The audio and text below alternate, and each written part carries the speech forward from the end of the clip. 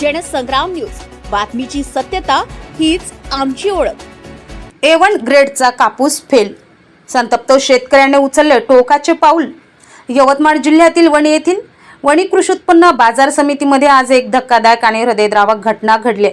चांगल्या दर्जाचा कापूस नाकारल्याच्या संतापातून एका शेतकऱ्याने विष प्राशन करून आत्महत्येचा प्रयत्न केल्याची आज घटना समोर आली। सुदैवाने वेळीच हस्तक्षेप झाल्याने मोठा अनर्थ टळलाय।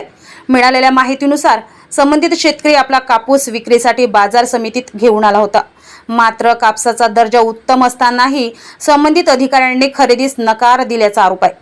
वारंवार विनंती करूनही दखल न घेतल्याने हतबल झालेल्या शेतकऱ्याने टोकाचे पाऊल उचलत विष प्राशन केल्याचा प्रयत्न केलाय। यावेळी मनसेचे तालुकाध्यक्ष फाल्गुन गोहोकार आणि त्यांच्या सहकार्याने तात्काळ धाव घेत शेतकऱ्याच्या हातातील विषाची बाटली हिसकावून घेतली आणि मोठा अनर्थ टळलाय। त्यानंतर कार्यकर्त्यांनी आक्रमक भूमिका घेत कापसाची फेर तपासणी करण्यास अधिकाऱ्यांना भाग पाडले। धक्कादायक बाब म्हणजे आधी नाकारण्यात आलेला तोच कापूस फेर तपासणीत पहिल्या दर्जाचा असल्याचे स्पष्ट झाले।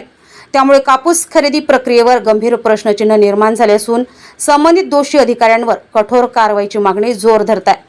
दरम्यान चांगला माल असतानाही तोच माल का नाकारला जातोय? शेतकऱ्यांच्या संयमाची परीक्षा घेऊ नका असा इशारा फाल्गुन गोहोकार यांनी दिलाय। या घटनेमुळे शेतकरी आणि प्रशासनातील तणाव पुन्हा एकदा ऐरणीवर आलाय। जनसंग्राम न्यूज वणी।